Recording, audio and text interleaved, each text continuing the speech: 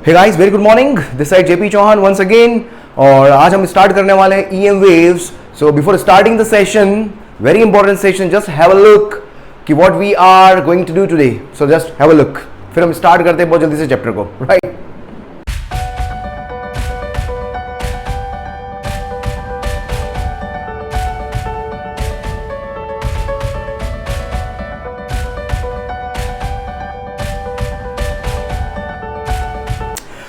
Right दोस्तों, so welcome again.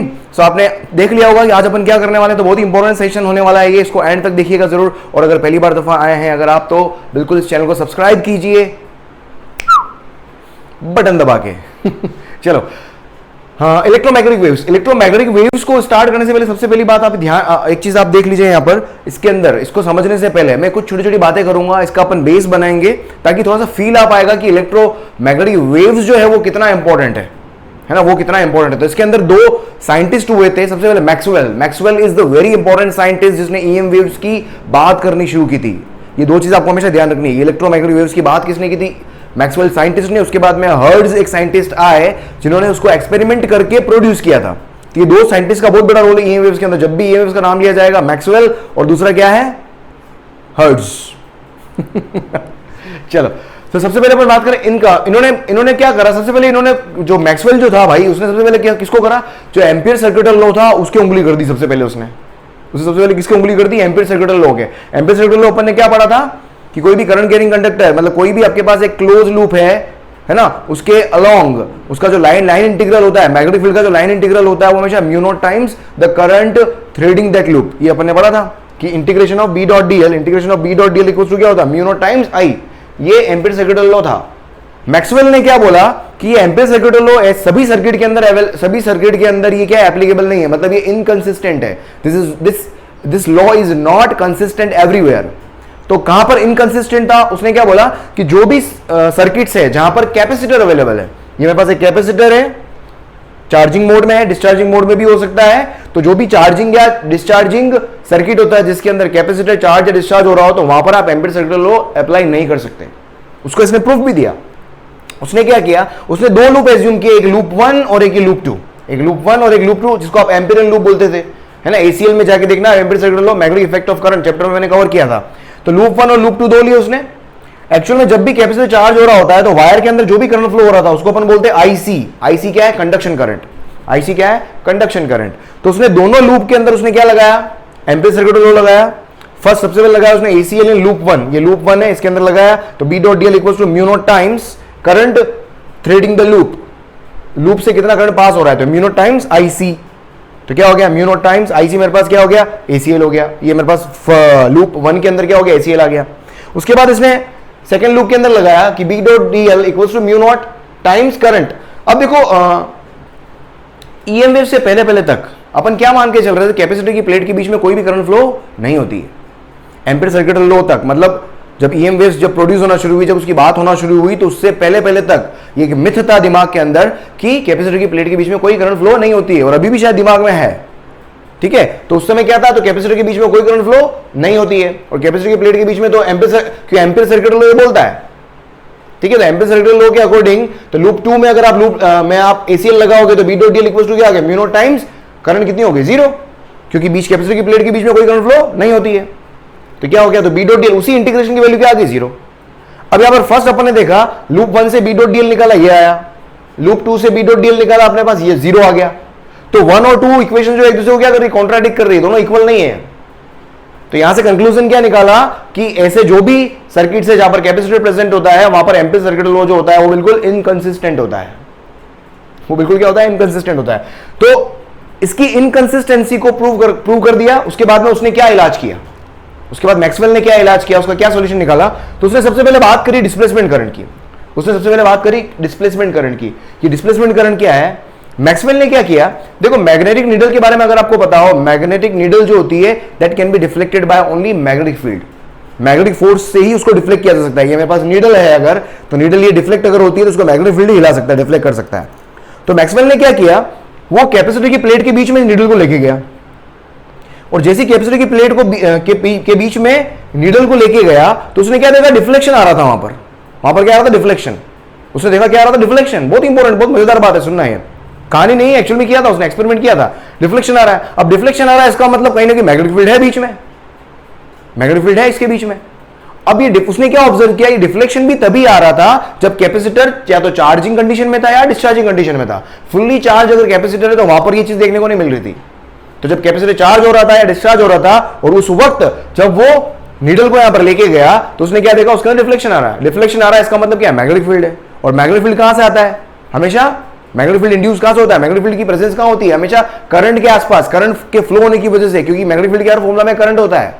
तो current flow होने की वजह से मेरे पास क्या हो, मैग्नेटिक फील्ड आया। तो मतलब कहीं ना कहीं तो मैक्सवेल ने यहां पर एक कंक्लूजन निकाला कि there will certainly be a current, definitely for sure is flowing between capacitor plates. उस करंट को उसने क्या नाम दिया, डिस्प्लेसमेंट करंट। उस करंट को उसने क्या बोला, डिस्प्लेसमेंट करंट। तो क्या बोला कि when electric field between plates of a capacitor is variable, a current flows between plates called displacement current. और उसका फॉर्मूला उसने क्या दिया, ID equals to epsilon naught. Epsilon naught अपना क्या था, permittivity of free space, d phi by dt। Phi क्या है मेरे पास, इलेक्ट्रिक फ्लक्स, क्योंकि इलेक्ट्रिक फील्ड के वेरिएशन की वजह से करंट आ रही है। ठीक है, अब भाई तने ACL को फेल तो कर दिया, इसने क्या करा, एम्पीयर सर्किट लॉ को फेल तो कर दिया भाई। अब क्या, अब ACL को फेल कर दिया, कुछ नया कुछ तो दे। तो उसने अपना रूल दिया, modified ampere circuit law by Maxwell. उसने अपना कुछ नया लॉ दिया। उसने क्या बोला कि जो B डॉट DL होता है म्यू नॉट I नहीं होता है, वो होता है IC प्लस ID। ऐसे सर्किट्स के लिए जो मॉडिफाइड सर्किट लॉ क्या दिया गया कि म्यू नॉट I जो करंट होती है वो टोटल, वो इफेक्टिव करंट होती है, टोटल करंट होती है हमेशा। और उसको क्या दिया उसने, IC plus ID, conduction current plus displacement current. अब भाई तेने नया लॉ दे दिया, क्या ये लॉ यहां पर एप्लीकेबल है क्या, क्या ये लॉ यहां पर एप्लीकेबल है क्या? तो उसने वापस अप्लाई किया, तो लूप 1 में अप्लाई किया, B dot DL equals to mu naught IC plus ID। Loop 1 का है, बाहर है, बाहर तो ID होता ही नहीं, ID सिर्फ कैपेसिटर की प्लेट के बीच में होता है। तो यहां पर ID क्या हो गया, 0 हो गया, फर्स्ट इक्वेशन। लूप 2 में गए, B dot DL equals to mu naught. Loop 2 के अंदर करंट क्या है, सिर्फ डिस्प्लेसमेंट करंट है। IC आउटसाइड है, ID इनसाइड है। तो लूप 2 के अंदर IC 0 हो गया, ID आ गया। अब देखो ID को यहां से मैं क्या, ID क्या है, ID का फॉर्मूला पता है, epsilon naught d phi by dt। Phi को इलेक्ट्रिक फ्लक्स को क्या लिख सकते हैं अपन, E इंटू ए एप्सिलॉन, और क्या कहते हैं, इलेक्ट्रिक फील्ड कैपेसिटर के प्लेट के बीच में इलेक्ट्रिक फील्ड जो होता है वो क्या होता है, सिग्मा अपॉन एप्सिलॉन नॉट। ये होता है sigma upon epsilon naught. E को लिख दिया sigma upon epsilon naught. Sigma into A क्या होता है, चार्ज होता है कैपेसिटर की प्लेट पर, अगर आपको याद हो, है ना, कैपेसिटर की प्लेट के ऊपर चार्ज, सिग्मा इंटू ए को अपन क्या लिख सकते हैं, चार्ज dq by dt। और एप्सिलॉन नॉट से एप्सिलॉन नॉट क्या कांस्टेंट है, बाहर आ जाएगा, कैंसिल हो गया, d phi by dt। और d phi by dt क्या है, जो चार्जिंग या डिस्चार्जिंग करंट, और चार्जिंग या डिस्चार्जिंग करंट ही क्या है मेरी, कंडक्शन करंट है। तो d phi by dt को अपन क्या लिख सकते हैं, IC। तो ID और IC क्या हो गए, दोनों इक्वल हो गए, IC और ID दोनों क्या हो गए, इक्वल हो गए। तो मैक्सवेल ने यहां से प्रूव कर दिया कि बाहर और अंदर करंट बिल्कुल सेम मैग्नीट्यूड की फ्लो करती है। मतलब एक पूरा क्लोज पाथ, करंट हमेशा एक क्लोज पाथ बनाती है। तो कैपेसिटर कभी भी ब्लॉक नहीं कर देता है, ड्यूरिंग चार्जिंग कभी भी ब्लॉक नहीं होता है, कंप्लीट चार्जिंग के बाद में ब्लॉक आता है। ठीक है, capacitor is fully charged only then the current will be blocked. चलो, अब यहां से उसने क्या देखा, अब देखो यहां से इसने प्रॉपर डायग्राम बनाया कि मेरे पास ये IC करंट फ्लो हो रही है, कैपेसिटर के ऊपर चार्ज आ गया, अंदर ID करंट फ्लो हो रही है उसी डायरेक्शन में, क्योंकि पूरा कंप्लीट पाथ मेरा होगा, यहां पर पूरा पाथ कंप्लीट करने के लिए। और ये आउटसाइड में वापस क्या हो गया, मेरे पास IC करंट फ्लो हो गई। अब यहां पर ID इस डायरेक्शन में फ्लो हो रहा है, अब सोच के देखना, अब ID इस डायरेक्शन में फ्लो हो रहा है। अगर करंट ID इस डायरेक्शन में फ्लो हो रहा है तो करंट, इसको एक करंट एलिमेंट की तरह ट्रीट करो तो मैग्नेटिक फील्ड का डायरेक्शन क्या है, एक मिनट, डायरेक्शन उल्टा बना दिया मैंने, समझो क्या बोल रहा हूं मैं। करंट ID इस डायरेक्शन में फ्लो हो रहा है तो क्या होगा, क्लॉकवाइज, है ना, ये क्या होगा, क्लॉकवाइज, है ना, क्लॉकवाइज क्या आएगा, मैग्नेटिक फील्ड आ जाएगा। क्लॉकवाइज क्या आएगा, मैग्नेटिक फील्ड आ जाएगा। अब यहां पर अगर आप देखोगे, अब देखो, अब यहां पर इस डायग्राम को वापस बनाना पड़ेगा मेरे लाल, ये उल्टा बन गया। अब भाई करंट की डायरेक्शन उल्टी, मैग्नेटिक फील्ड का डायरेक्शन उल्टा ले लिया, सब उल्टा हो गया। वापस बनाना तो समझ में आ जाएगा आपको। देखो क्या बताना चाह रहा हूं मैं, मैग्नेटिक फील्ड का डायरेक्शन समझ में आ गया होगा आपको, है ना। करंट इधर है तो राइट हैंड लगाओ रूल आप, ये मेरे पास करंट हो गई तो ये मेरे पास क्या होगा, मैग्नेटिक फील्ड होगा ऐसे। अब मैं इधर से देख रहा हूं, अब इधर से देख रहा हूं, देखो इलेक्ट्रिक फील्ड इधर है, इलेक्ट्रिक फील्ड इधर है, मैं इधर वाला व्यू बना रहा हूं, साइड व्यू बना रहा हूं, ये इलेक्ट्रिक फील्ड, ये अपना क्या होगा, इनवर्ट्स। तो मेरे पास क्या बना दिया मैंने, ये इलेक्ट्रिक फील्ड बना दिया, है ना। ये क्या है मेरे पास, इलेक्ट्रिक फील्ड का डायरेक्शन। और यहां पर अगर आप देखोगे ये लूप क्या बन रहा है, क्लॉकवाइज, ये क्लॉकवाइज क्या बन रहा है, लूप बन रहा है, क्लॉकवाइज लूप बन रहा है। और ये मेरे पास क्या हो जाएगा, this is what the direction of magnetic field, this is what the direction of magnetic field, this is what the direction of magnetic field. ये देखो क्लॉकवाइज, समझ में आ रहा है? इधर से बना है, इधर वाला व्यू साइड व्यू बनाया मैंने यहां पर। तो यहां पर अगर आप देखोगे तो जब भी इलेक्ट्रिक फील्ड वेरिएबल होता है तो वेरिएबल इलेक्ट्रिक फील्ड जो होता है वो हमेशा मैं बोल सकता हूं एक मैग्नेटिक फील्ड क्या करेगा, इंड्यूस करेगा। और ये इंड्यूस मैग्नेटिक फील्ड तभी तक दिखाई देगा, तभी तक ऑब्जर्व होगा जब तक इलेक्ट्रिक फील्ड वेरिएबल हो। क्योंकि इंड्यूस मैग्नेटिक फील्ड जो है वो किसकी वजह से, डिस्प्लेसमेंट करंट की वजह से। और डिस्प्लेसमेंट करंट के लिए क्या बोला गया है कि वो इलेक्ट्रिक फील्ड जब वेरी करता है, इलेक्ट्रिक फील्ड जब वेरी करेगा मतलब इस डायरेक्शन में फील्ड वेरी कर रहा है, इसका मतलब क्या होगा, फ्लक्स वेरी कर रहा है थ्रू दिस सरफेस। तो फ्लक्स वेरिएबल होगा तभी मेरे को क्या होगा, मैग्नेटिक फील्ड भी वेरिएबल दिखाई देगा। तो यहां पर अगर आप देख पा रहे हो तो ये इलेक्ट्रिक फील्ड और मैग्नेटिक फील्ड जो है दोनों क्या हैं, अगर आप समझ पा रहे हो दोनों क्या हैं, परपेंडिकुलर है। दोनों क्या परपेंडिकुलर है। तो यहीं पर तो कैपेसिटर की प्लेट के बीच में इलेक्ट्रिक फील्ड और मैग्नेटिक फील्ड, चार्जिंग या डिस्चार्जिंग कैपेसिटर की प्लेट के बीच में हमेशा एक वेरिएबल इलेक्ट्रिक फील्ड और एक वेरिएबल मैग्नेटिक फील्ड प्रेजेंस होता है। और दोनों क्या होते हैं, म्यूचुअली परपेंडिकुलर होते हैं। और जब ये दोनों मिल जाते हैं तो ये तो आगमन होता है किसका, ईएम वेव्स का। तो आगमन होता है किसका, ईएम वेव्स का। तो ईएम वेव्स के प्रोडक्शन को जनरली समझाया गया है किससे, तो हर्ट्ज जो साइंटिस्ट हुआ था उसने ऐसे ही कुछ अरेंजमेंट किया। उसने कैपेसिटर लिया, बड़ा सा कैपेसिटर लिया और उसने ईएम वेव प्रोड्यूस की थी। उसने क्या करी थी, ईएम वेव प्रोड्यूस की थी। समझ में आ रहा? आगे अपन एक्सपेरिमेंट देखेंगे how EM waves are produced. तो इतना इंपॉर्टेंट एक्सपेरिमेंट वहां पर था, राइट। तो EM waves electromagnetic waves, electric field भी होता है और मैग्नेटिक फील्ड भी होता है जहां पर, ठीक है। और आगे बात करते हैं, जल्दी से इसको स्क्रीनशॉट ले लें इसका।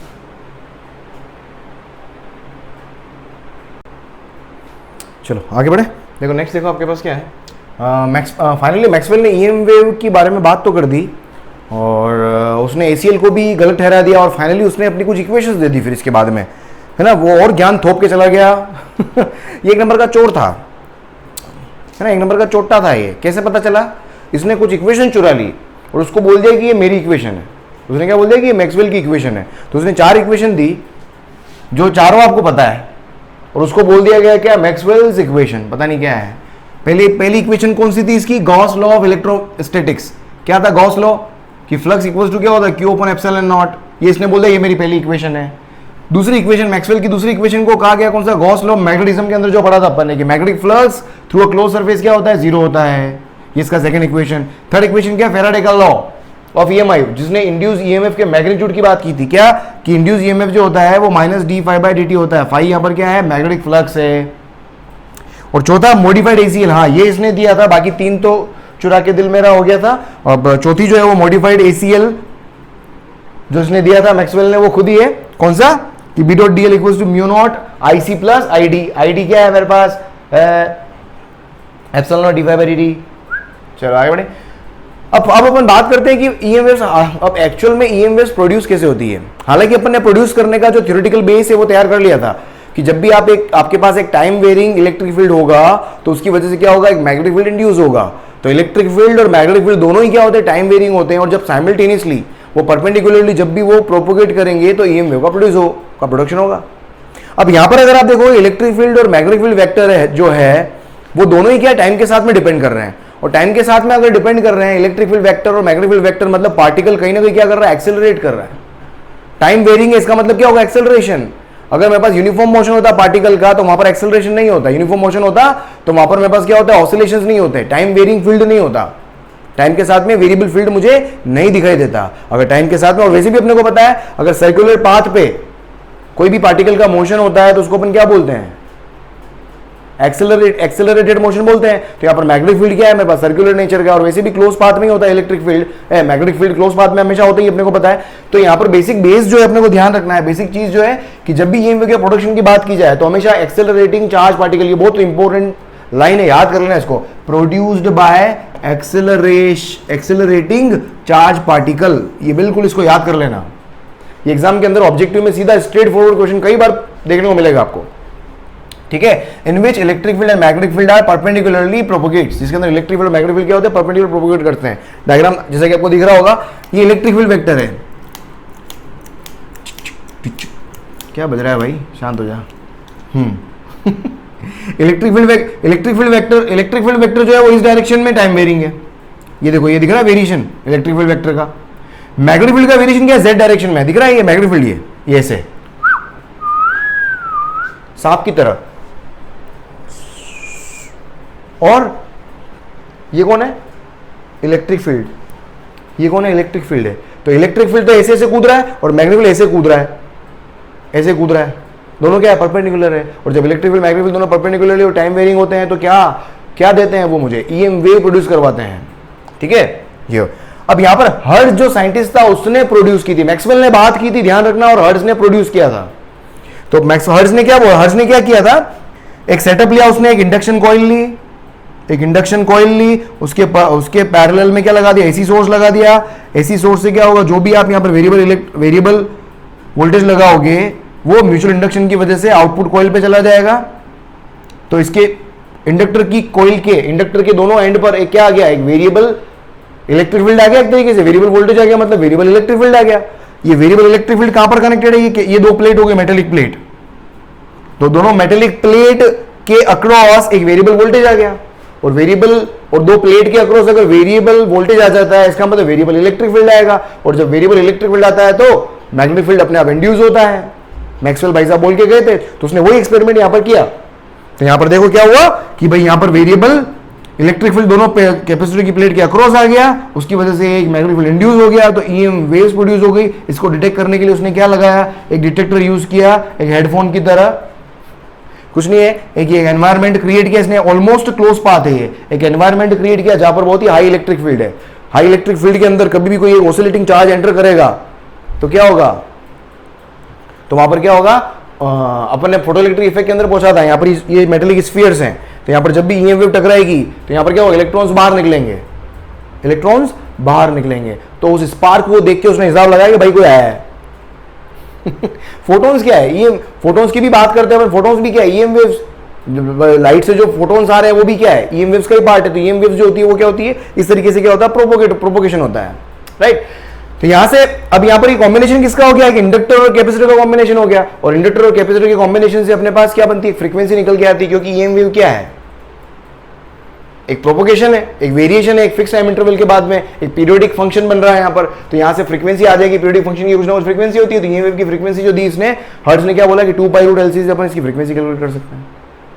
ठीक है, अब यहां से फाइनली अपने पास मैथमेटिकल एक्सप्रेशन क्या निकल गया है? इलेक्ट्रिक फील्ड क्या वाई डायरेक्शन में है, मैग्नेटिक फील्ड क्या है? जेड डायरेक्शन में है, और दोनों ही क्या है? साइन फंक्शन है।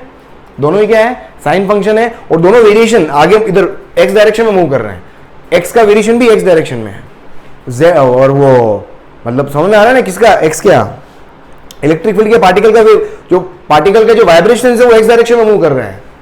मैग्नेटिक फील्ड के पार्टिकल के वाइब्रेशन भी है, हालांकि ऐसे ऐसे हिल रहे हैं, but this vibrations are transfer to the particles in this direction, मतलब ये एक्स डायरेक्शन हो गया।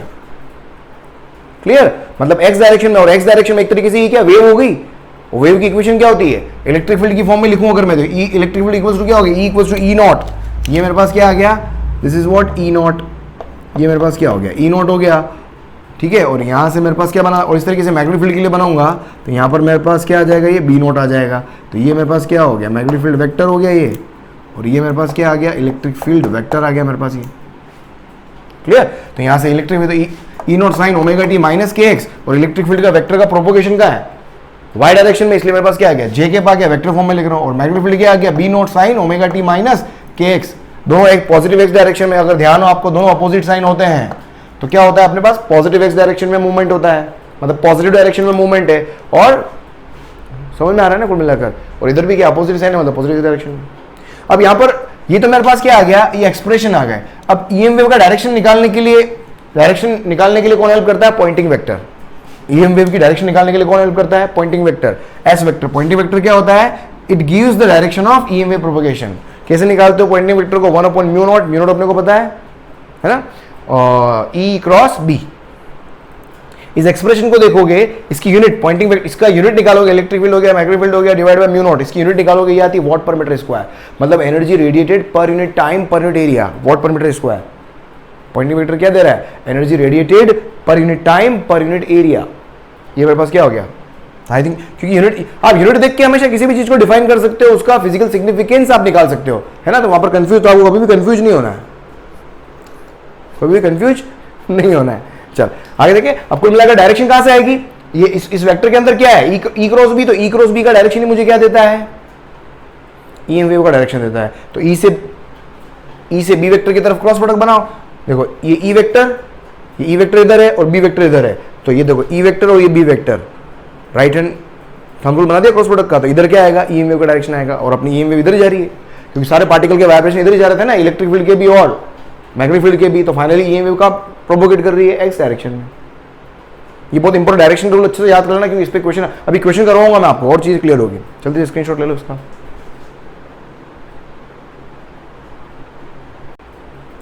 चलो आगे बढ़े।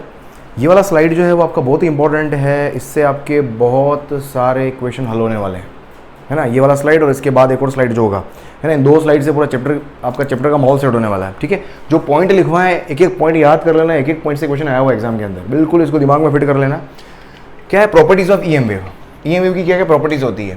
पहली प्रॉपर्टी तो क्या बोली अपने, देखो ट्रांसवर्स नेचर होता है। ई एम वेव का नेचर क्या होता है, ट्रांसवर्स। ट्रांसवर्स नेचर का मतलब क्या होता है, जब पार्टिकल के वाइब्रेशंस जो होते हैं वो क्या होते हैं, वेव कहाँ जा रही है, इस डायरेक्शन में। पार्टिकल कैसे वाइब्रेट कर रहे हैं, वेव प्रोपोगेशन के परपेंडिकुलर, ये ई वेक्टर, ये बी वेक्टर, और वेव इधर जा रही है। तो वेव की डायरेक्शन, वेव के प्रोपोगेशन की डायरेक्शन के अगर पार्टिकल के वाइब्रेशंस परपेंडिकुलर हो तो उसको अपन क्या बोलते हैं, ट्रांसवर्स नेचर बोलते हैं ना, ठीक है। और ट्रांसवर्स नेचर की बात कहाँ होती है, पोलराइजेशन के अंदर। Polarisation is visible only for transverse nature waves, अगर आपको ध्यान हो तो ये जो भी समझाया गया है, ये एग्जाम में क्वेश्चन आया हुआ है आपका कि ट्रांसवर्स नेचर को किसने को अपन परफेक्टली किससे समझा सकते हैं, पोलराइजेशन से, कि भाई वेव का ट्रांसफर नेचर एक नहीं, क्योंकि पोलराइजेशन में अगर आपको पता हो खाली ट्रांसवर्स वेव का ही पोलराइजेशन पॉसिबल होता है। तो एक वेव ई एम वेव है कि नहीं, इसको चेक करना है, क्या करो, पोलराइजर में से पास करो, अगर वो पोलराइज हो पा रही है इसका मतलब वो क्या है, ट्रांसवर्स वेव है। तो बाय पोलराइजेशन तो ये परफेक्ट वे है जिससे आप ट्रांसवर्स नेचर को आप डिड्यूस कर सकते हो। उसके बाद होता है ई और B are in same phase. अपने देखा था इलेक्ट्रिक फील्ड वेक्टर और मैग्नेटिक फील्ड दोनों साथ साथ साइमल्टेनियस चल रहे थे, फ्रीक्वेंसी दोनों की सेम थी एक साथ। ये यहां आया तो वो यूं होके यूं आया, फिर ये यूं होके यूं आया, फिर ये यहां से नीचे होके वापस यूं आ गया। तो सेम फेज में होना, एक साथ चलना मतलब बिल्कुल सेम फेज में, और आगे पीछे नहीं है, बिल्कुल सेम फेज में है। और वैसे भी देख सकते हो आप कि अपन ने एक्सप्रेशन क्या लिखा था इलेक्ट्रिक फील्ड का, omega T minus K x, और मैग्नेटिक फील्ड का भी omega T minus K X. दोनों के बीच का फेज का डिफरेंस निकालो, क्या आ रहा है, जीरो आ रहा है। फेज डिफरेंस जीरो का मतलब ही तो क्या होता है, सेम फेज। तो दोनों क्या होती है, सेम फेज में होती है। ये सारी चीजें आपको पता है, लेकिन मैं लिखवा रहा हूं ताकि आपको क्या लिख इसलिए दी है मैंने, ताकि आपको क्या है कि थोड़ा सा ध्यान रहे, क्योंकि कई बार क्या अपन रिकॉल नहीं कर पाते, चीजों को याद कर लो, सीधा समझा रहा हूं, समझ में आना चाहिए, ठीक है। उसके बाद है don't require any medium to propagate. EM waves जो इलेक्ट्रोमैग्नेटिक वेव्स है क्या है, अगर आप देखोगे सन से आने वाली रेज है ना, एक लाइट से निकल रही है, एक गर्म चीज, एक हॉट बॉडी से रेज निकल रही है, तो सन से जो रेज आ रही है बीच में क्या वैक्यूम आ रहा है ना, तो वैक्यूम से भी ट्रैवल करके अपने तक पहुंच रही है ना। एटमॉस्फेयर के बाद बाहर क्या है, वैक्यूम ही तो है, बाहर अपन बात करते वैक्यूम है, तो वैक्यूम में भी ट्रैवल कर पा रही है। तो ये वेव क्या करती है, वैक्यूम में भी ट्रैवल करती है। स्पीड, अगर वैक्यूम में स्पीड क्या होती है, लाइट की स्पीड जो होती है वो क्या होती है, सी होती है, 3 × 10⁸। ये सी की वैल्यू यहां से आई है, जो 3 × 10⁸ है ना अपने पास, अपन ने म्यू नॉट और एप्सिलॉन नॉट पढ़ा हुआ है, अगर आपको ध्यान हो। ईएम में हमेशा लास्ट में इसलिए पढ़ाता हूं क्योंकि काफी चीजें क्या होती है दूसरे चैप्टर में होती है, आपको अननेसेसरी याद करनी पड़ेगी, इसलिए ईएम वेव हमेशा लास्ट में करवाता हूं। इसलिए यूनिट्स एंड मेजरमेंट भी हमेशा मैं लास्ट में ही करवाता हूं, ताकि दोनों को फटाफट करने में थोड़ा ईजी हो जाता है। तो सी क्या हो गया, 1/μ0 एप्सिलॉन नॉट। म्यू नॉट की वैल्यू अपने को पता 4 π × 10⁻⁷, एप्सिलॉन नॉट 8.85 × 10⁻12। सो सॉल्व करोगे यहां से 3 × 10⁸ आता है ये।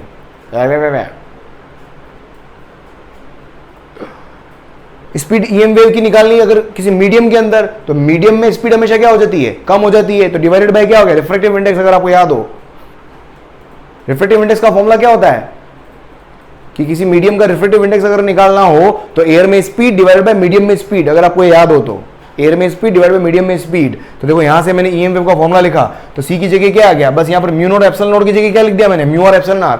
मीडियम में ही होता है, आपने सीखा है। मीडियम के अंदर मैं हमेशा आपको बोला करता हूं कि replace mu naught by mu naught into mu R, और एप्सिलॉन नॉट को किससे रिप्लेस कर दो, epsilon naught into epsilon R. तो 1/μ नॉट एप्सिलॉन नॉट तो क्या बन जाएगा, सी, और डिनोमिनेटर में क्या बच जाएगा, म्यू आर एप्सिलॉन आर। तो C/√μ r एप्सिलॉन आर। अब इस डिनोमिनेटर वाले पार्ट को मैंने क्या बोल दिया, रिफ्रैक्टिव इंडेक्स। क्यों, क्योंकि रिफ्रैक्टिव इंडेक्स का फॉर्मूला आपको पता है क्या होता है, किसी भी मीडियम का रिफ्रैक्टिव इंडेक्स का फॉर्मूला क्या होता है, speed of the wave in air या वैक्यूम डिवाइडेड बाय उस मीडियम के अंदर स्पीड क्या है। तो स्पीड को नीचे ले लो, उधर को उधर ले लो, तो ये क्या होगा, रिफ्रैक्टिव इंडेक्स। ये सारे पॉइंट एग्जाम के अंदर आए हुए हैं, याद रख लेना, इनको याद कर लेना। उसके बाद मेरे पास होता है ई और बी का रेशियो। ये न्यूमेरिकल में बहुत काम आएगा कि इलेक्ट्रिक फील्ड वेक्टर और मैग्नेटिक फील्ड वेक्टर के मैग्नीट्यूड कि एम्पलीट्यूड का जो रेशियो होता है, ये पीक वैल्यू ई नॉट और बी नॉट पीक वैल्यूज हैं, तो पीक वैल्यू का या फिर ई आर एम एस और बी आर एम एस भी लिख सकता हूँ, √2 से डिवाइड कर दो पीक वैल्यू को, तो क्या हो जाता है, आर एम एस वैल्यू हो जाती है ना, क्योंकि साइन फंक्शन का आर एम एस निकालना सीखा है अपन ने, कहां पर, तो कहां पर, ऑल्टरनेटिंग करंट के अंदर, ठीक है। इसका रेशियो जो होता है वो किसके बराबर होता है, सी के बराबर होता है, सी के बराबर, सी क्या होता है 1/μ0 ε0। उसके बाद मेरे पास क्या था, average energy density of electric field.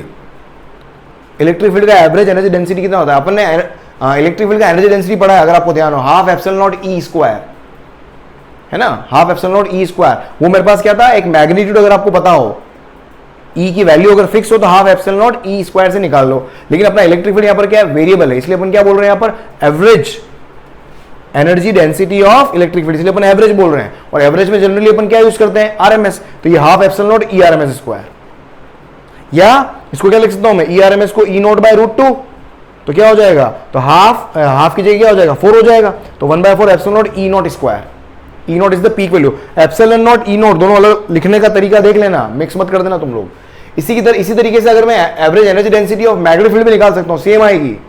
हमेशा एक चीज याद रखें आप कि मेरे पास अगर इलेक्ट्रिक फील्ड और मैग्नेटिक फील्ड को रिलेट करना है, आपको अगर ध्यान हो, एप्सिलॉन नॉट जो प्रोपोर्शनलिटी कांस्टेंट था अपना μ0/4π था, अगर आपको ध्यान हो, मैग्नेटिक फील्ड के अंदर प्रोपोर्शनलिटी कांस्टेंट μ0/4π था, लेकिन अपने पास वहां पर क्या था, k था, और k क्या होता है 1, और वहां पर इलेक्ट्रिक फील्ड के अंदर क्या था 1/4π एप्सिलॉन नॉट, तो 1/4π एप्सिलॉन नॉट और μ0/4π दोनों को कंपेयर करोगे तो एप्सिलॉन नॉट का जो रोल इलेक्ट्रिक फील्ड में है वही μ0 का रोल मैग्नेटिक फील्ड में है, तो इनको पैरेलल अगर कनेक्ट करोगे तो μ0 की वैल्यू में 1/एप्सिलॉन नॉट लिख सकता हूं मैं। अगर इलेक्ट्रिक फील्ड में मैं 1/एप्सिलॉन नॉट लिखूंगा तो मैग्नेटिक फील्ड में उसी चीज को क्या लिख दूंगा मैं, 1/एप्सिलॉन नॉट की जगह क्या लिख दूं, μ0।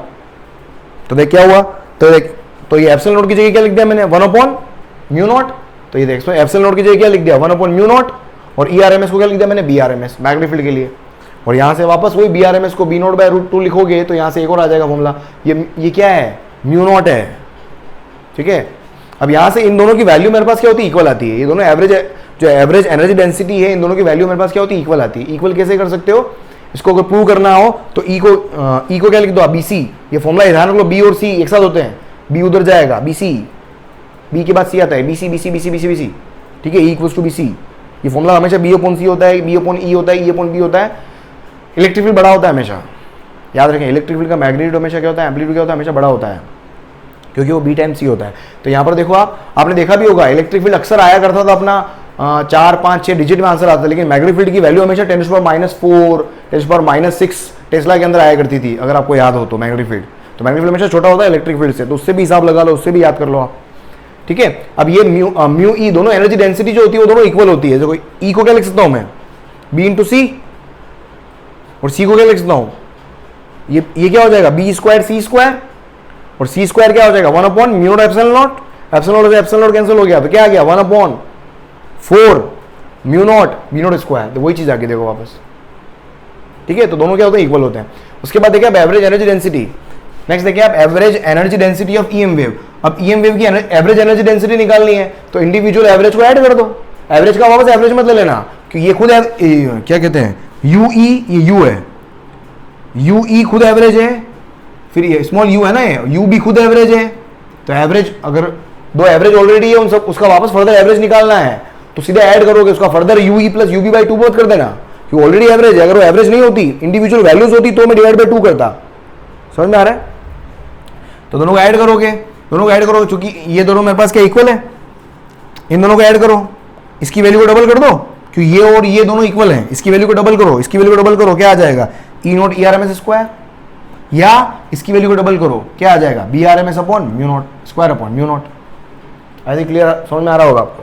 नेक्स्ट देखिए momentum delivered by EM wave. Momentum का फॉर्मूला जो आपके पास होता है, ये आपने वहां पर भी देखा होगा अपने उसके अंदर ड्यूअल नेचर के अंदर अपने देखा है कि एनर्जी और स्पीड का रेशियो जो होता है फोटोन थ्योरी के अंदर, कि एनर्जी और स्पीड का जो रेशियो होता है मुझे क्या देता है, मोमेंटम देता है।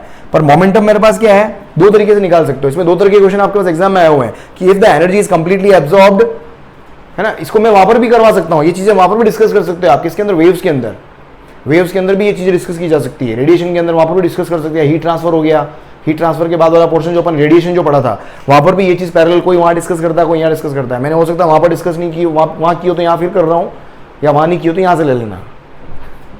चल तो देखो 100%, तो इसमें ये होता है कि ईएम वेव सपोज यहां पर आई, ये ईएम वेव आई है ना, जुक जुक जुक, दो जने आ रहे ईएम में, चुक चुक चुक चुक चुक चुक चुक चुक चुक चुक चुक चुक चुक चुक, समझ में आ रहा है, और फिर दीवार पे प्रेशर लगाया, ठीक है। तो एनर्जी ट्रांसमिट, तो कितनी एनर्जी, मतलब एक पर्टिकुलर 1 घंटे के अंदर कितनी एनर्जी ट्रांसमिट की, वो एनर्जी और speed of the EM wave को डिवाइड करोगे तो मोमेंटम आता है। डायमेंशनली इसको देख लेना आप, इसकी डायमेंशन मोमेंटम वाली आती है, ठीक है। लेकिन आप 100%, अगर मेरे पास एनर्जी के 100% वहां पर रिफ्लेक्ट हो जाए तो मोमेंटम में चेंज कितना आएगा, 2 टाइम्स आएगा। अगर आपको ध्यान हो, अगर आपने कौन सा न्यूटन लॉज ऑफ मोशन अच्छे से पढ़ा हो तो इंसिडेंट, क्योंकि मेरे पास फोर्स एक्सर्टेड कितना होता है, मोमेंटम के अंदर चेंज किया वो 2 टाइम्स, इंसिडेंट माइनस रिफ्लेक्टेड अगर आप करोगे तो मेरे पास 2 टाइम्स क्या आ जाएगा, एमवी आ जाएगा। तो 2 टाइम्स आने की वजह से मेरे पास क्या होगा यहाँ पर, तो रिफ्लेक्टेड के केस में फॉर्मूला क्या बन जाएगा, इसका 2 टाइम्स, मतलब 2E, इसको या तो और इसको प्रॉपर्ली लिख लो आप, energy absorbed, energy upon speed, E upon C लिख देता हूं मैं, और ये क्या हो जाएगा, ये हो जाएगा 2E अपॉन सी। ये एग्जाम में आया हुआ क्वेश्चन है आपका, ये एग्जाम में आया हुआ क्वेश्चन है। नेक्स्ट देखिए आप, intensity of EM wave. Intensity का फॉर्मूला आपको पता ही है ना, वही general formula, energy per unit time per unit area, intensity होता है। अब देखो एनर्जी, अब यहां पर मैं अगर देखूं इसका फॉर्मूला सीधा याद रखो आप, ये होता है एनर्जी, म्यू क्या था, average energy density. Average energy density को किससे, स्पीड से मल्टीप्लाई करो आप, एवरेज एनर्जी डेंसिटी को स्पीड से मल्टीप्लाई करोगे तो आपके पास क्या इंटेंसिटी आ जाएगी। ये डायमेंशनली, इसको सबको डेराइव किया जा सकता है, डायमेंशनली इक्वल है दोनों। इंटेंसिटी होती क्या, energy per unit time per unit area होता है ना, तो डायमेंशनली। यार आज क्या हो गया, अरे भगवान, लॉकडाउन कब खुलेगा भगवान, वाह अब ठीक है। समझ में आ रहा है क्या बोल रहा हूं मैं, अरे जम गया क्या, चल कैसा लग रहा हूं मैं आज यार, अरे समझ में आया क्या देख क्या होगा। तो द इंटेंसिटी इक्वल्स टू क्या आ गया, म्यू इंटू सी, है ना ये, अरे म्यू नहीं रे, यू, समझ में आ रहा है। और यू का फॉर्मूला यहां से रख दिया मैंने, epsilon naught ERMS square into C, ये हो गया। उसके बाद आता है रेडिएशन प्रेशर। एक ईएम वेव कितना प्रेशर एक्सर्ट करती है, तो फोर्स अपॉन एरिया, कुल मिलाकर इंटेंसिटी पर यूनिट स्पीड। इस इंटेंसिटी को सी से डिवाइड करोगे, मतलब एनर्जी डेंसिटी ही क्या है, एवरेज एनर्जी डेंसिटी ही एनर्जी प्रेशर है, रेडिएशन प्रेशर है। सेम फॉर्मूला होता है, ठीक है, सेम फॉर्मूला। इसके बाद लास्ट मेरे पास क्या, ईएम वेव्स जो होती है are not deflected by electric field and magnetic field. ये कभी भी इलेक्ट्रिक फील्ड और मैग्नेटिक फील्ड से डिफ्लेक्ट नहीं होती है, हमेशा। ये एग्जाम में आया हुआ क्वेश्चन है, क्योंकि एक तरीके से क्या फोटोन्स आ रहे हैं ना, सन से मेरे पास एनर्जी आ रही है, किसकी, फोटोन की फॉर्म में आ रही है। और फोटोन आपने पढ़ा होगा, फोटोन थ्योरी, कि photons are never reflected by electric field and magnetic field, तो इसलिए ईएम वेव भी क्या होगी, उससे रिफ्लेक्ट नहीं होती है। चलो क्वेश्चन देखो, बहुत देर बाद क्वेश्चन आया, आखिर आया भगवान। देखो EM wave of frequency 50 megahertz travels along x direction. एक ईएम वेव जो है वो एक्स डायरेक्शन में ट्रेवल कर रही है, ठीक है। If E vector at a point is 6 j cap, electric field vector अगर 6 j कैप है तो what is the B vector, आपको बी वेक्टर निकालना है। देखो इलेक्ट्रिक फील्ड का मैग्नीट्यूड दिया हुआ है, मैग्नीट्यूड को मैं ई नोट बोल देता हूं, एक काम करूं, ई नोट की वैल्यू हो गई 6, तो यहां से बी नोट की वैल्यू क्या आ जाएगी, 6 डिवाइडेड बाय, बी नोट छोटा होता है, 6 डिवाइडेड बाय सी, तो 6 डिवाइडेड बाय 3 इंटू 10⁻8 कितना हो जाएगा, 2 इंटू 10⁻⁻8। ये आ गया मेरे पास मैग्नेटिक फील्ड का मैग्नीट्यूड। तो मैग्नेटिक फील्ड देखो क्या आ जाएगा मेरे पास, अब इसको मेरे को लिखना है कितना, ये हो जाएगा बी नॉट।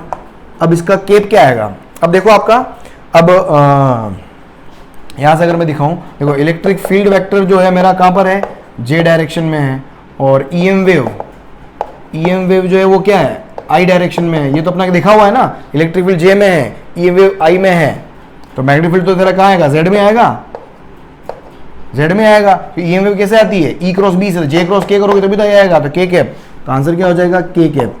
तो फाइनली आंसर कितना आ गया, 2 इंटू 10⁻⁻8 के कैप टेस्ला। ये क्या आ गया, मैग्नेटिक फील्ड वेक्टर आ गया। टेस्ला वीडियो होती ना, अरे याद हो, जल्दी से ले लो उसका स्क्रीनशॉट। चलो आगे बढ़े।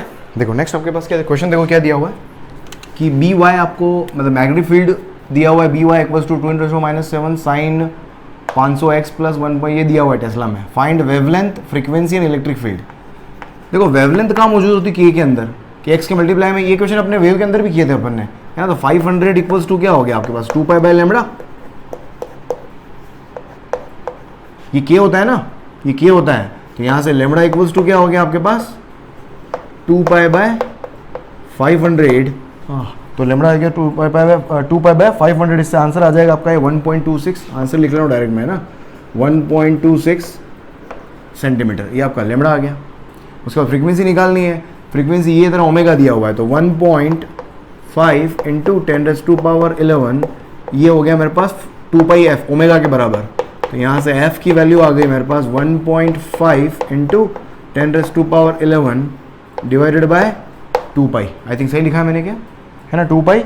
और इसको सॉल्व करना, ये आएगा आपके पास 23.9 गीगाहर्ट्ज़, ये आएगा 23.9 गीगाहर्ट्ज़, है ना, गीगा मतलब 10⁻9 गीगाहर्ट्ज़। और उसका इलेक्ट्रिक फील्ड निकालना है, ई इक्वल्स टू क्या होता है BC, है ना, electric field equals to E equals to क्या होता है BC, बी कितना है तेरा, है ना, ई नॉट इक्वल्स टू क्या होता है B not into C, B not हो गया 2 इंटू 10⁻⁻7 इंटू 3 इंटू 10⁸8, ये हो जाएगा 3 2 6 और 10 60, ये हो गया 60 वोल्ट पर मीटर आ गया। तो यहाँ से इलेक्ट्रिक फील्ड वेक्टर लिखोगे आपका ई, और वो क्या होगा z डायरेक्शन में ले लो आप, भली ये y में है उसको z में ले लो आप, या ये किस में, ये जैसे भी लेना हो ले सकते हो, है ना, या फिर इलेक्ट्रिक फील्ड लिखो सीधा आप, तो ई इक्वल्स टू क्या हो जाएगा ई नॉट है तेरा कितना, या बता देता हूँ, ई नॉट साइन, फ्रीक्वेंसी तो सेम होती है ना, क्योंकि सेम फेज में हो तो इलेक्ट्रिक फील्ड और मैग्नेटिक फील्ड, तो ये वाला टर्म यू का यूज़ करो आप, प्लस 1.5 इंटू 10⁻11t, ठीक, इलेक्ट्रिक फील्ड है ये वोल्ट पर मीटर में आ जाएगा। तो बस इलेक्ट्रिक फील्ड का एक्सप्रेशन कितना आ गया ई नॉट क्या है तेरा 60 sine 500x plus 1.5 into 10⁻11t volt per metre. चलो नेक्स्ट देखें आप, इलेक्ट्रिक फील्ड आपको दिया हुआ है 50 sine 2 pi by lambda CT minus X, ये 2 पाई बाय लेमड़ा कुछ नहीं, के यहाँ से कॉमन ले लिया है, और 2 पाई बाय लेमड़ा इससे मल्टीप्लाई होगा तो ये 2 पाई एफ ओमेगा बन जाएगा, है ना। तो कुल मिला के इसको घबराना नहीं है, ये अपने वे में देखा है। तो find energy contained in a cylinder of cross section area 10 centimetre square and 50 centimetre length. एक सिलेंडर के अंदर कितनी एनर्जी, एक सिलेंड्रिकल पोर्शन है उसके अंदर कितनी एनर्जी स्टोर होगी वो मुझे निकालनी है। देखो आपके पास आपने अगर ध्यान हो एनर्जी डेंसिटी पड़ी थी, एनर्जी डेंसिटी इक्वल्स टू क्या होता है energy upon volume, energy divided by volume. बस आपको एनर्जी निकालनी है, तो एनर्जी बराबर कितना हो जाएगा, एनर्जी डेंसिटी को मल्टीप्लाई किससे कर दो आप, वॉल्यूम से। एनर्जी डेंसिटी का फॉर्मूला क्या था, एनर्जी डेंसिटी आपने डेराइव किया था ना, एनर्जी डेंसिटी कितना आया था, हाफ ईएम वेव का energy density half epsilon not E not square, और हाफ एप्सिलॉन नॉट ERMS में लिखोगे तो वो तेरे पास क्या इलेक्ट्रिक फील्ड का एनर्जी आ जाएगा, और अगर उसको क्या करोगे आप हाफ एप्सिलॉन नॉट ERMS की जगह E नॉट लिख दो तो वो क्या बन जाएगा एनर्जी डेंसिटी। तो ये हो जाएगा तेरा half epsilon naught E not का स्क्वायर, और वॉल्यूम क्या हो गया एरिया इंटू हाइट बोलो या लेंथ बोलो एक ही बात है, बस यहाँ पर वैल्यू पुट कर दो, डायरेक्ट आंसर लिखवा दूंगा मैं आपको ना।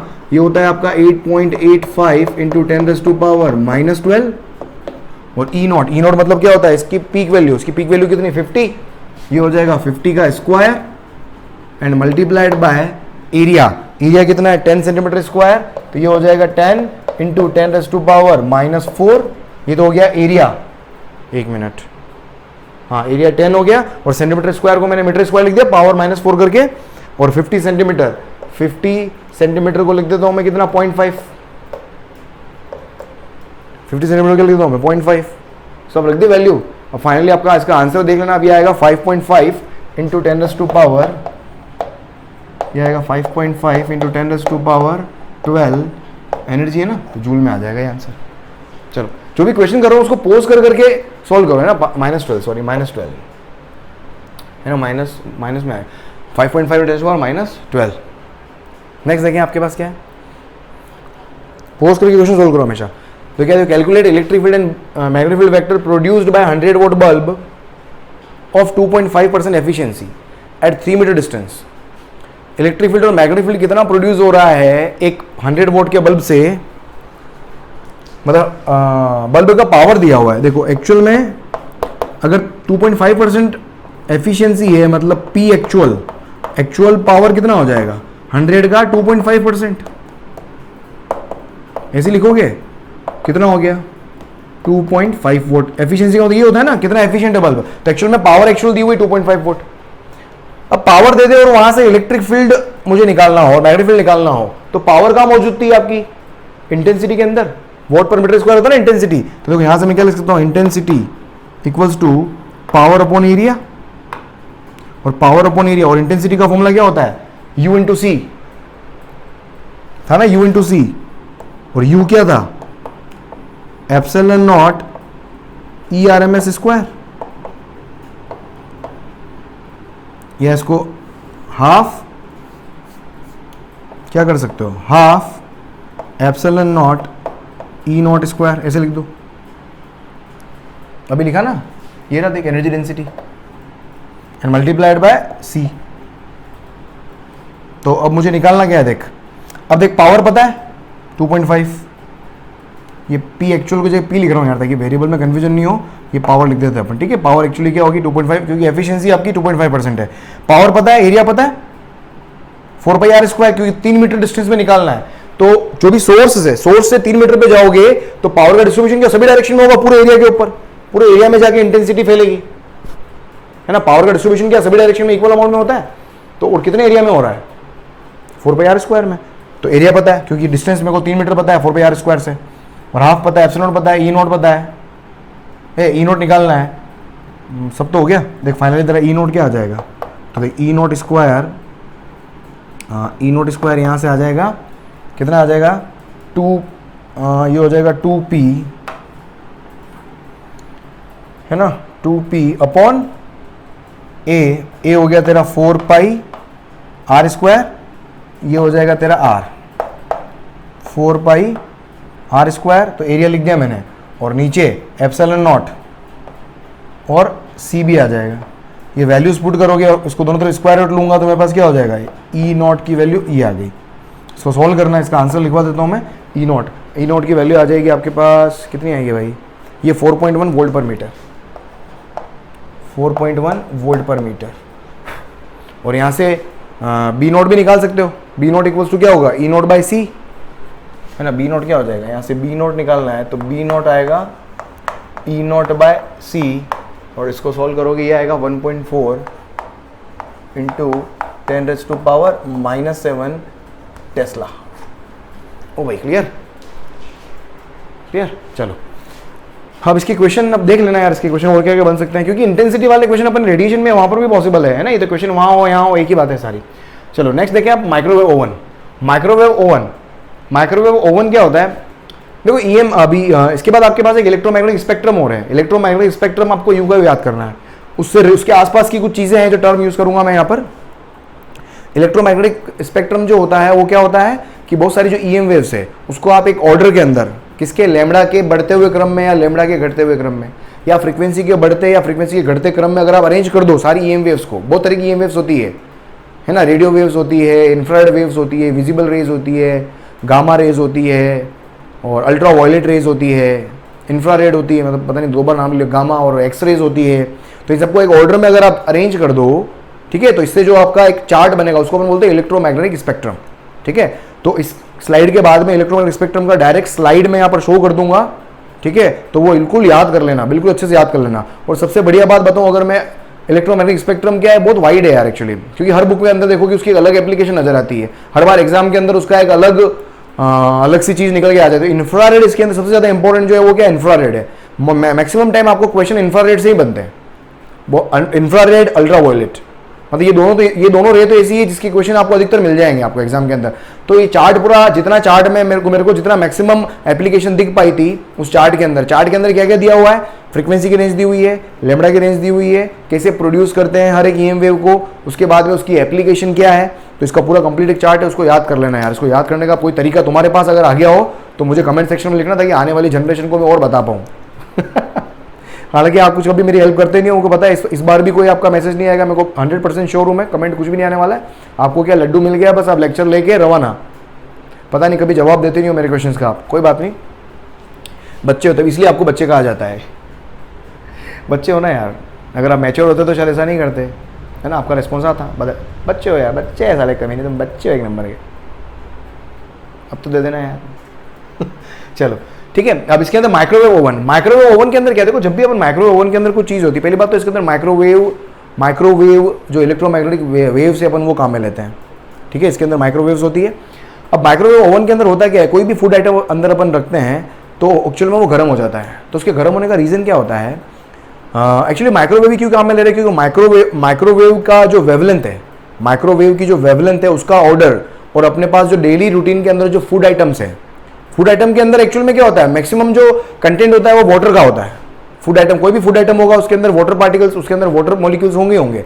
तो वाटर मॉलिक्यूल का जो रेंज है, एटॉमिक लेवल का जो, मतलब मेरे पास वेवलेंथ का जो, उसका जो साइज जो है, उस साइज का जो ऑर्डर है ना, मतलब कुल मिला के माइक्रोवेव की एक एप्लीकेशन आगे जाके देखोगे आप इसका, और क्या मॉलिक्यूल की साइज को आइडेंटिफाई करने में भी अपन माइक्रोवेव को ही काम में लेते हैं, क्योंकि माइक्रोवेव का जो वेवलेंथ होता है उसका ऑर्डर किसके बराबर होता है, size of the molecules, food particles जो होते हैं। तो उनकी तो जनरली आपके मॉलिक्यूल्स का जो साइज अपने को आइडेंटिफाई करना होता है, मॉलिक्यूलर लेवल पर जब भी अपने को काम करना होता है, साइज मालूम करनी होती है, तो अपन माइक्रोवेव, आपने देखा होगा आरओ का ऐड आता है, उसके अंदर माइक्रो यूवी उड़ता हुआ, गुब्बारे की तरह उड़ता हुआ आता है।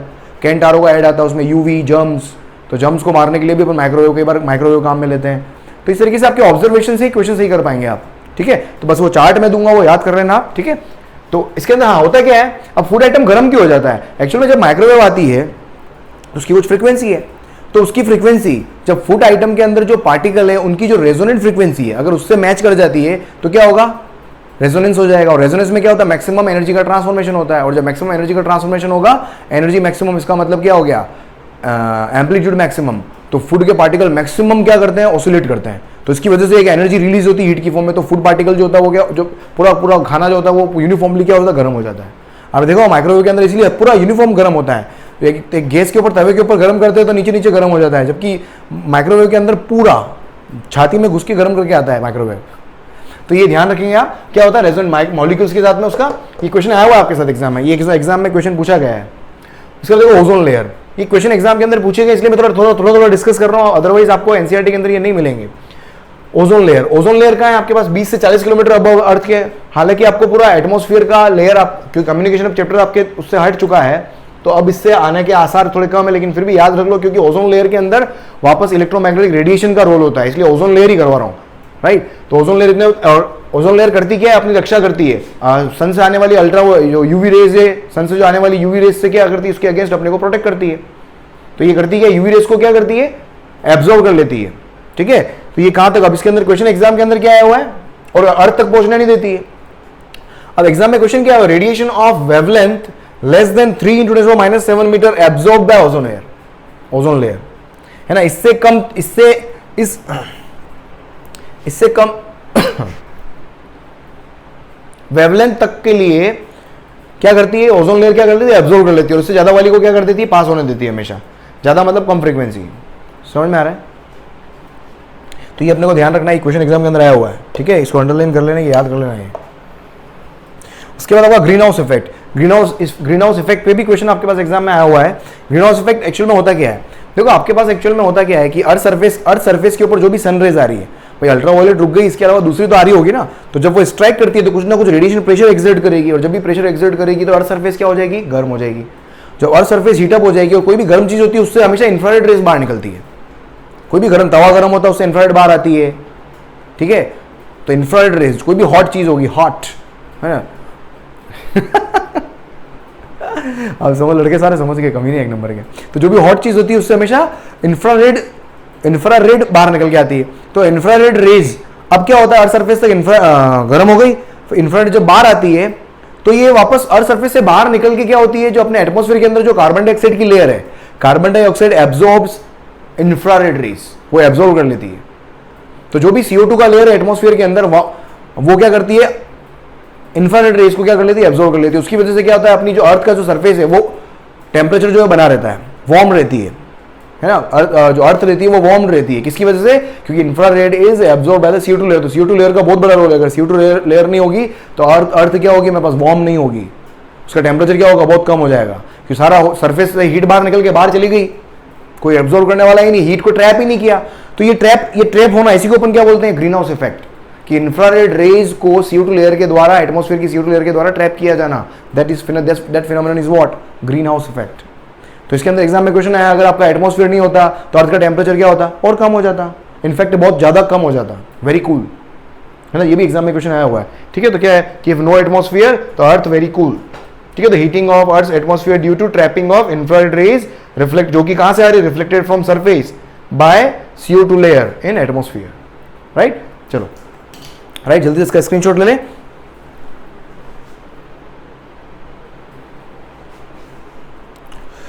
राइट दोस्तों, इसके बाद नेक्स्ट स्लाइड जो है, मैं आपको स्लाइड जो शो करने वाला हूं वो कौन सी है, आपकी EM वेव्स वाली है ना। स्लाइड कौन सी, EM वेव्स वाली, सॉरी इलेक्ट्रोमैग्नेटिक स्पेक्ट्रम वाली स्लाइड में शो करने वाला हूं। उसको बिल्कुल डाउनलोड कर रहे हैं, वीडियो के अंदर आपके पास स्लाइड डाउन स्क्रीनशॉट लेना और उसको अच्छे से याद कर लेना आप। ठीक है, क्योंकि यहाँ अननेसरी में बनाऊंगा बहुत टाइम लगेगा यार, इसलिए मैं उसका स्लाइड डायरेक्ट अपलोड कर रहा हूँ और समझाने में भी अननेसरी, क्योंकि मैं यहाँ पर बाद में अपलोड करूँगा तो समझाऊँ भी कैसे, उसको याद ही करना है यार, उसका कोई ऑप्शन नहीं है। राइट, उसको याद कर लेना, उससे एग्जाम में क्वेश्चन आता है, एग्जाम में क्वेश्चन आता है, बहुत इंपॉर्टेंट है। क्योंकि एग्जाम में क्वेश्चन क्या है, किस तरीके से आता है, कोई भी आपको वेवलेंथ दे दी, बताओ कौन सी रेंज है, या 3-4 तरह की वेवलेंथ दे दी, इसको ऑर्डर में जमाओ। ये क्वेश्चन बहुत जनरल क्वेश्चन होते हैं। कोई फ्रीक्वेंसी की रेंज दे दी, सबसे ज़्यादा फ्रीक्वेंसी कौन सी रे की है, तो हर एक चीज़ आपको आनी चाहिए, पूरी टेबल याद होगी तब जाके क्वेश्चन पकड़ पाओगे। राइट, जल्दी से स्क्रीनशॉट ले लें इसका, स्क्रीनशॉट तो ले लिया। ठीक है,